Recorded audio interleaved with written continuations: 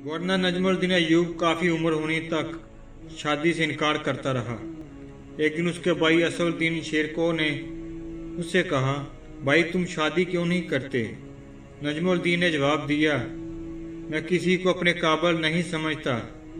ये सुनकर असदुद्दीन ने कहा, मैं आपके लिए रिश्ता मांगूं। किसका? मलक शाह बिन सुल्तान मोहम्मद बिन मलक शाह सल्जूकी की बेटी का या वजीर अल मुल्क की बेटी का। ये सुनकर नजमुद्दीन बोला, वो मेरे लायक नहीं। असदुद्दीन दक से रह गया, फिर कौन आपके लायक होगी? नजमुद्दीन ने जवाब दिया, मुझे ऐसी नेक बीवी चाहिए जो मेरा हाथ पकड़कर मुझे जन्नत में ले जाए और उससे मेरा एक ऐसा बेटा पैदा हो जिसकी वो बेहतरीन तरबियत करे, वो शाहसवार हो और मुसलमानों का किबला अव्वल वापस ले।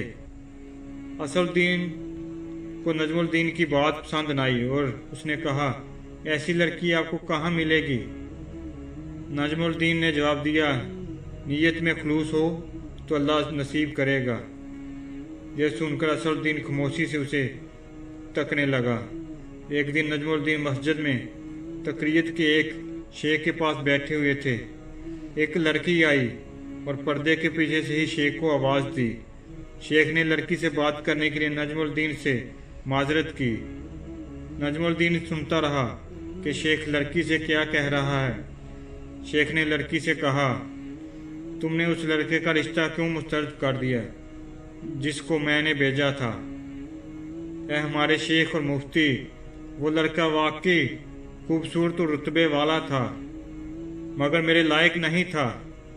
शेख हैरत से बोला, क्या मतलब? तुम क्या चाहती हो?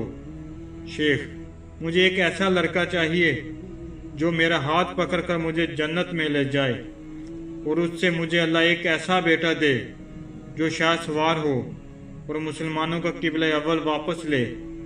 नजमुद्दीन हैरान रह गया क्योंकि वो जो सोचता था वही ये लड़की भी सोचती थी। नजमुद्दीन जिसने हुक्मरानों और वजीरों की बेटियों के रिश्ते ठुकराए थे, शेख से कहा, इस लड़की से मेरी शादी करवा दें। यह मोहल्ले की सबसे फकीर घराने की लड़की है।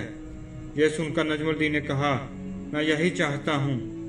फिर नजमुद्दीन ने उस फकीर मुत्की लड़की से शादी कर ली और उसी से वो शाहसवार पैदा हुआ जिसे दुनिया सुल्तान सलाहुद्दीन अय्यूबी रहमतुल्लाह अलैह के नाम से जानती है, जिन्होंने मुसलमानों के किबला अव्वल बैतुल मुक़द्दस को आज़ाद करवाया था।